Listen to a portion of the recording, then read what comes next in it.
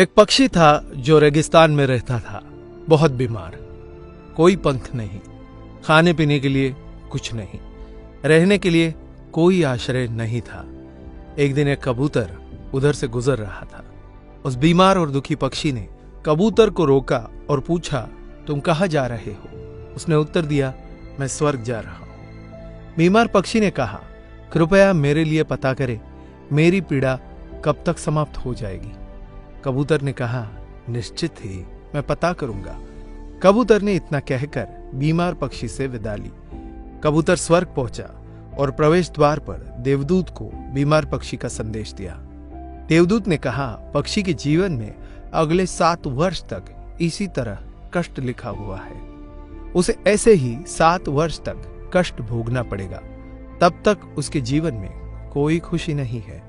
कबूतर ने कहा, जब बीमार पक्षी यह सुनेगा तो वो निराश हो जाएगा। क्या आप इसके लिए कोई उपाय बता सकते हैं? देवदूत ने उत्तर दिया, उससे कहो कि इस वाक्य को हमेशा बोलता रहे, इन सब के लिए भगवान तेरा शुक्र है। वापसी पर जब वह बीमार पक्षी कबूतर से फिर मिला तो कबूतर ने उस स्वर्ग दूत का संदेश दिया। 7-8 दिनों के बाद कबूतर जब फिर उधर से गुजर रहा था तब उसने देखा कि पक्षी बहुत खुश था। उसके शरीर पर पंख उग आए थे।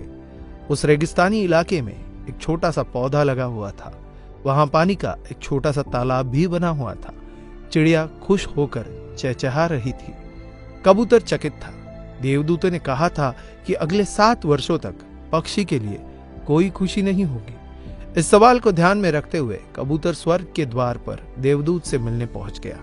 कबूतर ने देवदूत से अपने मन में उठते हुए सवाल को समाधान करने के लिए पूछा तो देवदूत ने उत्तर दिया, हाँ, यह सच है कि पक्षी की जिंदगी में 7 साल तक कोई खुशी नहीं लिखी थी, लेकिन क्योंकि पक्षी हर स्थिति में इन सब के लिए भगवान तेरा शुक्र है बोल रहा था और भगवान का शुक्र कर रहा था, इस कारण उसका जीवन बदल गया।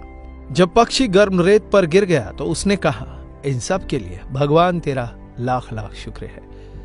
जब यह उड़ नहीं सकता था तो उसने कहा, इन सब के लिए भगवान तेरा लाख लाख शुक्र है।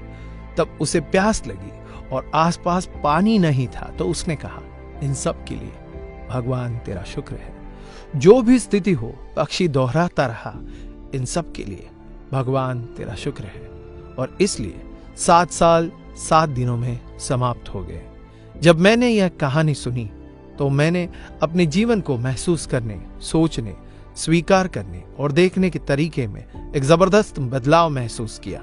मैंने अपने जीवन में इसको अपना लिया। इन सब के लिए भगवान तेरा शुक्र है। इसने मुझे मेरे विचारों को मेरे जीवन में बदलाव लाने में मदद की।